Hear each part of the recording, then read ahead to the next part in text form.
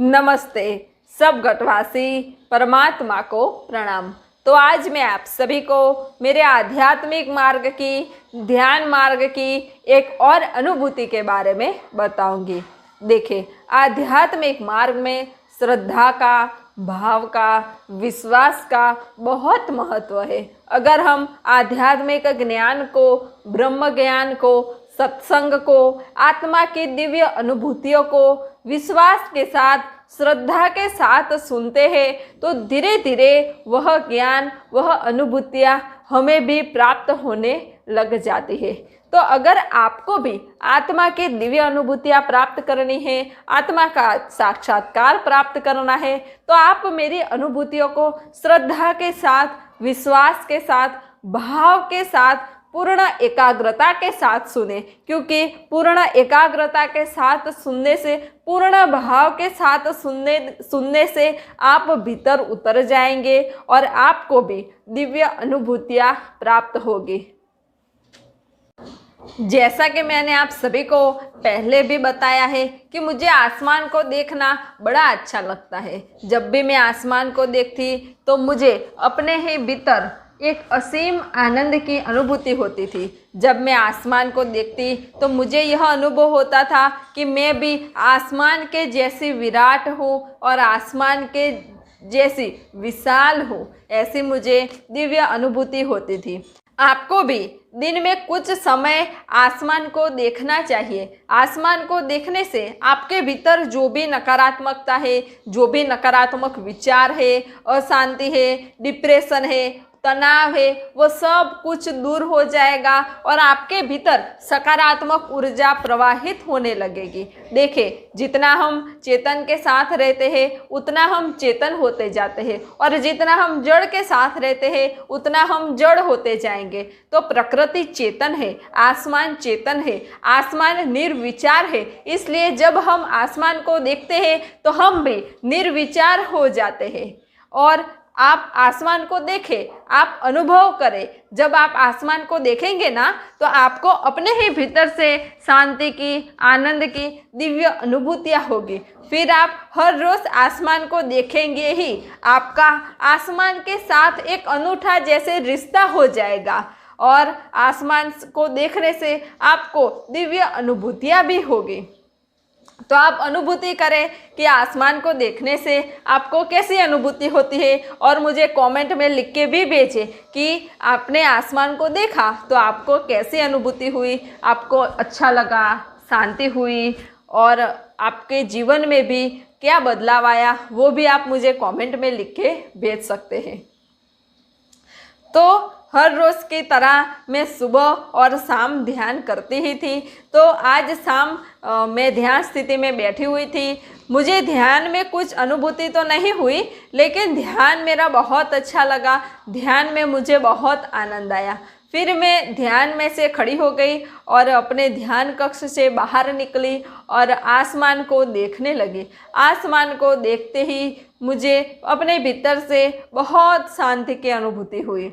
जब मैं आसमान को देख रही थी तब मुझे मन में यह विचार आया कि मैं भी आसमान की तरह एकदम निर्लेप हूँ। जैसे आसमान में बादल आते हैं जाते हैं, बादल आते हैं जाते हैं, लेकिन आसमान को कुछ फर्क नहीं पड़ता, आसमान में कुछ भी बदलाव नहीं होता।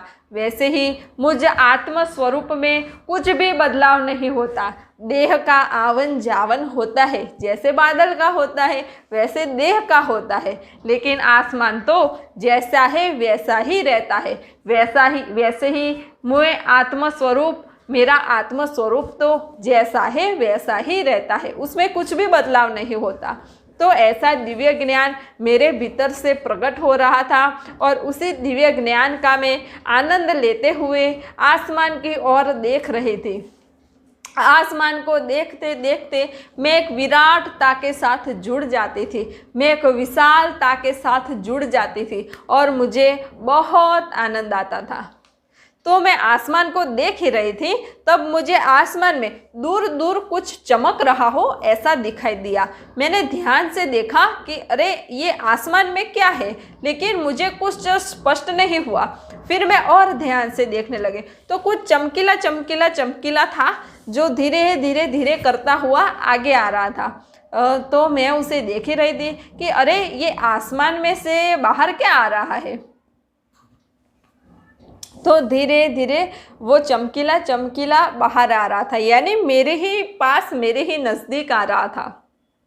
तो मैंने देखा कि अरे ये तो हार है, और वो भी चैतन्य पुष्पों का हार है जिसमें पीले रंग के पुष्प लगे हुए थे और वो तारों के जैसे टिम टिम टिम चमक रहे थे। और मैं तो देख के एकदम आश्चर्य में आ गई कि ना तो ये हार किसी ने पकड़ा है, ना इस हार को कोई लेके आ रहा है। ये हार तो एकदम आसमान में ऐसे ही आ रहा था, और वो भी चैतन्य पुष्पों का हार, और एकदम विशाल हार था, और धीरे धीरे वो मेरे पास ही आ रहा था। मैं तो सोचने लगी कि अरे ये क्या, ऐसा तो मैंने ना कभी सुना है, ना ही कभी देखा है कि आसमान में से हार आ रहा है, और वो भी मेरे पास क्यों आ रहा है। मैं तो एकदम सोचने लगी और मैं बहुत आश्चर्य में पड़ गई कि अरे ये तो अद्भुत है, ये तो दिव्य है, और ये तो अलौकिक है।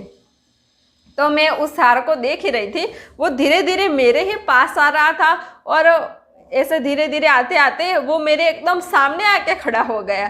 मैं तो उसे देख ही रही थी।